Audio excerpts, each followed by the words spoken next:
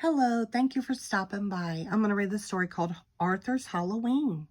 It was the night before Halloween. Arthur's family was busy making the house look spooky. It looked so spooky, in fact, that Arthur had trouble falling asleep. Things were even worse the next morning. "Help!" screamed Arthur when he opened his eyes. "It's just me," said his sister DW. "Boy, are you jumpy. Don't forget, you have to take me trick-or-treating tonight." "Do I really have to?" asked Arthur as he ate his cereal. "You really do," said his mother. "And I want you to go to every house," said DW. Arthur groaned. "I'll be the only one who has to drag his baby sister along." Arthur didn't recognize anyone at school. There was a giant robot in his classroom taking attendance. "You sound just like my teacher, Mr. Marcos," said Arthur. "I am your teacher," said the robot. The only one Arthur recognized was the brain. He was wrapped in aluminum foil. "I'm a baked potato," said the brain. Francine passed out special morning snacks. "Eat these," she said. "They're bat wing brownies and vampire blood." Everyone ate them but Arthur. Then they all put up blindfolds. Buster passed around bowls he said were filled with human eyeballs, hearts, and brains. Arthur turned pale. When it was his turn, he wouldn't even touch them. "What a scaredy cat," said Francine. "Chicken," said Muffy. "They're only peeled grapes, jello, and cold spaghetti." When it came time to go trick-or-treating, Buster knew which houses to skip. "Don't go there," he said. They only give apples." "Gross," said Francine. "And don't go to the big house on the corner," said Buster. "That's the witch's house. My brother saw someone go in there last Halloween and he never came out." Arthur tried not to look afraid. Arthur and his sister had trouble keeping up with the others. First, DW got her tail caught, then her bag broke.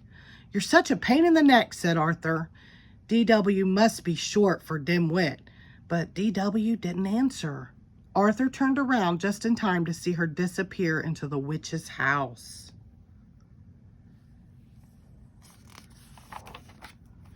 Arthur's hands turned ice cold and his heart began to race. He walked up to the spooky old house. The front door was open just a crack.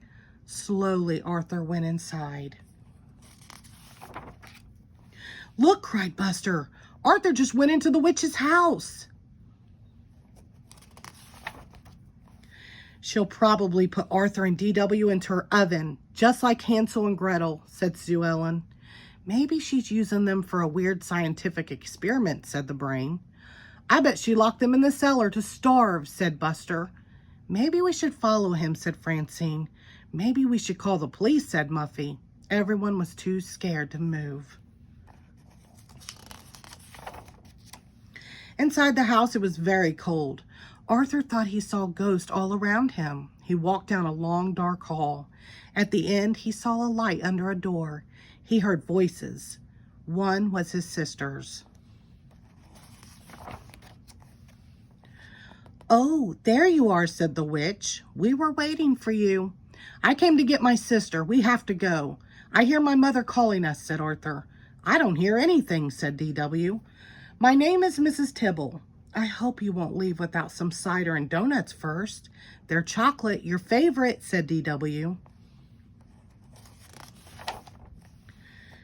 "I've waited all night for trick-or-treaters." "But you're the only ones," said Mrs. Tibble. "Years ago, our doorbell never stopped ringing." "Maybe it's broken like the windows," said DW. Mrs. Tibble nodded. "It is harder for me to keep up with this big place these days."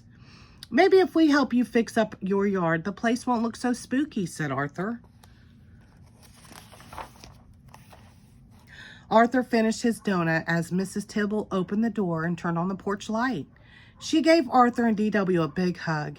"See you Saturday to rake leaves," said Arthur. "You're still alive," said Francine. "I can't believe you went in there alone," said the brain. "You're so brave," said Sue Ellen. What's in the bag? Asked Buster. Probably eyeballs, hearts, and brains, said Francine. It's easy to find out, said Arthur. Just close your eyes and reach in, unless you're too scared.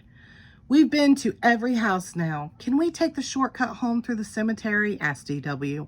The cemetery on Halloween? Are you guys crazy? Asked Francine.